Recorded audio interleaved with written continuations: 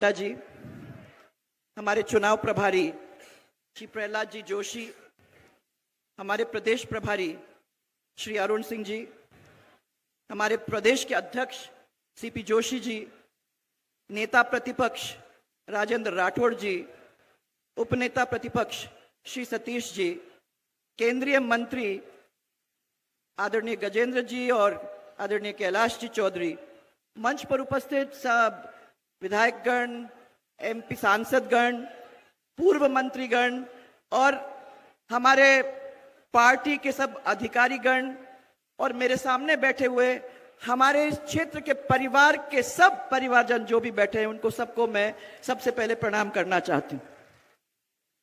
ये त्रिनेत्र गणेश जी को सबसे पहले मैं नमन करना चाहूंगी और उनसे आज प्रार्थना यही करना चाहूंगी कि राजस्थान की जनता के ऊपर उनकी भरपूर कृपा बनी रहे। आज हमारे मार्गदर्शन करने यहाँ आदरणीय राष्ट्रीय अध्यक्ष श्री जेपी नड्डा जी हम सबके बीच में हैं और आप सबकी ओर से मैं उनका दिल से स्वागत करना चाहूंगी। जोर से ताली बजाओगे तब मजा आएगा, फिर हमको भी मजा आएगा कुछ बोलने में। ऐसे क्या करते हो यार? हाँ।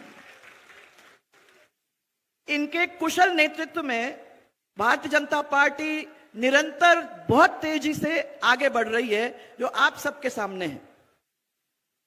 आज वही भाजपा जिसने माननीय मोदी जी जैसे एक विजनरी और लोकप्रिय प्रधानमंत्री हमारे देश को दिया है। आज याद आ रहा है मुझे 26 अप्रैल 2003 का, जब हमने राजसमंद से चारभुजा मंदिर से परिवर्तन यात्रा पिछले बार चालू की थी। कल भी मैं उनके दर्शन करके उनके आशीर्वाद को लेकर मैं आपके बीच में यहां आ रही हूं, क्योंकि राजस्थान की जनता से विशेष लगाव और यहां की महिलाओं का अपार स्नेह और समर्थन जो हमें मिला है वो हम कभी भी भूल नहीं पाएंगे। इसी का नतीजा है कि पहली बार भारतीय जनता पार्टी ने बड़ी जोरदार बहुमत से 120 सीट मिले और उसके बाद यहां दर्शन करके, गणेश जी पे दर्शन करके आशीर्वाद हम लोगों ने लेकर जब 2003 से लेकर 2023 के सफर करे हैं और आपके क्षेत्र के अंदर करे हैं, कभी ऐसा नहीं लगा कि हम पराये के बीच में हैं, क्योंकि आप लोगों ने जो प्यार दिया, जो साथ दिया, जो आशीर्वाद दिया, वो हम लोगों को एक पवित्र बंधन, एक पारिवारिक बंधन में बांधने का काम करता है और मैं उसके लिए आप सबको बहुत बहुत अपनी ओर से आभार प्रकट करना चाहती हूं। आज हमारे बीच में नड्डा जी हैं। मैं ज्यादा समय नहीं लेना चाहती हूं, पर मैं उस बात के ऊपर आपका ध्यान आकर्षित करना चाहूंगी जिस बात के ऊपर आप लोग सबका मन लगा हुआ है। याद रखना, 2008-13 के अंदर राजस्थान के अंदर यह सरकार आई अशोक गहलोत की, तो उसके बाद हमारा विकास सब ठप हुआ। उसके बाद आपने हमको 163 सीट दी। हमारी सरकार ने एक नए आयाम छुए, वो आप लोगों की वजह से, जिसके अंदर हम लोगों ने मिलकर हमारे प्रदेश की तकदीर को बदलने का काम किया, चाहे वो रोड्स में हो, चाहे बिजली में हो, चाहे वो पानी में हो, चाहे वो शिक्षा में हो और चाहे वो चिकित्सा के अंदर क्यों ना हो। पर सबसे बड़ी बात, जब इस क्षेत्र के अंदर दौरा करती थी तो आपकी एक बहुत बड़ी जरूरत उसमें से मेरे पास निकल के आई। इस क्षेत्र के अंदर पानी के ऊपर और सिंचाई के ऊपर बड़े विवाद चलते थे। कभी पाचना में विवाद हो रहा है तो कभी जारगा में विवाद हो रहा था। इस समस्या के समाधान के लिए हम लोगों ने सबने बैठ करके सोचा कि हम क्या काम कर सकते हैं जिसकी वजह से इस क्षेत्र को हम लोग सिंचाई का पानी, पीने का पानी देने का काम हम करें और लोग उसके अंदर जुड़कर अपने तकदीर को अपने हाथ से फिर बना सकें। इसलिए उस समस्या का समाधान करने के लिए हम लोगों ने एक कल्पना की कि आगे चल के ईस्टर्न राजस्थान कैनाल प्रोजेक्ट का काम हम लोग मिलकर करेंगे, जिसका फायदा इस क्षेत्र के अंदर हमारे लोगों को मिलेगा। यहां इसके बारे में थोड़ा सा आपको कहना चाहूंगी कि हमारे शासन के प्रथम कार्यकाल के अंदर 25 अगस्त 2005 के अंदर हम लोगों ने मध्य प्रदेश के साथ बाबूलाल जी गौड़, जो वह तब मुख्यमंत्री थे, उनके साथ हम लोगों ने हस्ताक्षर करके एक समझौता किया था कि हमारे बीच की जो नदियां हैं उसका बंटवारा हो, और उसके अनुसार ही हमने ये ईआरसीपी की योजना बनाने का काम किया। दुर्भाग्य से इसके तुरंत बाद अशोक गहलोत की सरकार आ गई और ये महत्वपूर्ण जो योजना थी उसको ठंडे बस्ते में डालने का काम उन्होंने कर दिया। आप सबको मालूम है कि 13 जिलों के अंदर पीने का पानी, सिंचाई का पानी और उद्योग का पानी मिलना था। इसमें आपका जिला सवाई माधोपुर हो, कोटा, बारा, झालावाड़, बूंदी, टोंक, अजमेर, ये ऐसे करके 13 जिले थे। अजमेर से लेके जयपुर तक हम लोगों का इसका फायदा मिलने वाला था।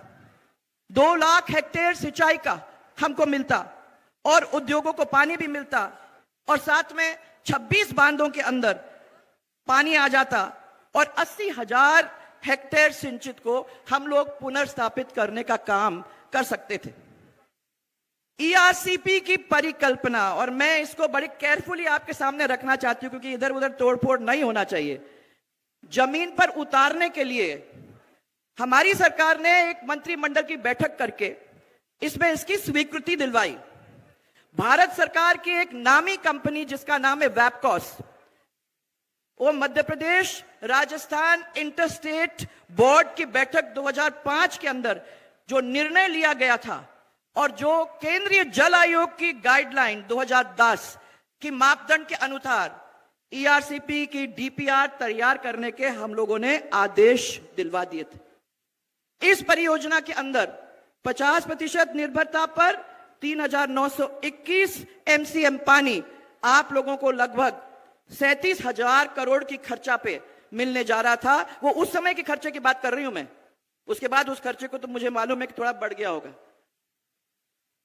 बजट वर्ष 2017-18 और 18-19 के अंदर हम लोगों ने इसकी घोषणा भी कर दी थी। उस समय नवनेरा बराज और ईसरदा बांध ये थोड़े अलग थे, परंतु नवनेरा बराज और ईसरदा बांध का हम लोगों ने काम चालू कर दिया था। अब नवनेरा बराज का काम लगभग पूरा होने जा रहा है और इस ईसरदा का जो बांध है वो अभी भी निर्माणाधीन है। मैं मानती हूं कि उसके ऊपर थोड़ा सा ध्यान और दिया जाता तो जिस तरीके से नवनेरा बराज अब संपूर्ण होने जा रहा है, उसी तरीके से इस ईसरदा के बांध को कंप्लीट हो जाना चाहिए था, ताकि इस पूरे इलाके के पानी में कोई अवरोध नहीं आता। इस परियोजना के अंदर हम करीबन 1536 करोड़ रुपए ऑलरेडी इसमें खर्च हो चुके हैं। फिर वर्तमान कांग्रेस सरकार के पिछले 4 साल के अंदर ईआरसीपी के अंदर कोई भी गंभीर प्रयास नहीं किया। इसके कारण जो परियोजना की लाभ इन 13 जिलों के अंदर मिलना चाहिए था वो हम लोगों को नहीं मिला। इस परियोजना को जानबूझकर अब विवादित बनाने का काम किया है, जबकि मध्य प्रदेश और राजस्थान के बीच जल बंटवारे को लेकर समझौता पहले ही हो चुका था। मध्य प्रदेश ने तो इस समझौते के आधार पर 2017 के अंदर 2 बांध मोहनपुरा और कुंडालिया बना लिए, जिससे 2,25,000 हेक्टेयर सिंचाई और पेयजल उपलब्ध हो रहा है। इनका अगला तीसरा बांध भी अभी बहुत ही जल्दी काम हो जाएगा, उसका भी काम चल रहा है पाटनपुरा के अंदर, वो भी निर्माणाधीन है, वो हो जाएगा बहुत जल्दी। गहलोत साहब तब भी सो रहे थे और अब भी सो रहे हैं। मैं आप सबको ये इतना ही विश्वास दिलाना चाहती हूं कि हम सब यहां बैठे हुए हैं कि राजस्थान के हिस्से का जो बूंद बूंद पानी है हम उसे कम नहीं होने देंगे, और इसके लिए हम सबको खून पसीना बहाने की जरूरत होगी। तो हम लोग सब मिलकर उसमें अपना खून पसीना देके इस कार्य को पूरा करने का काम करेंगे।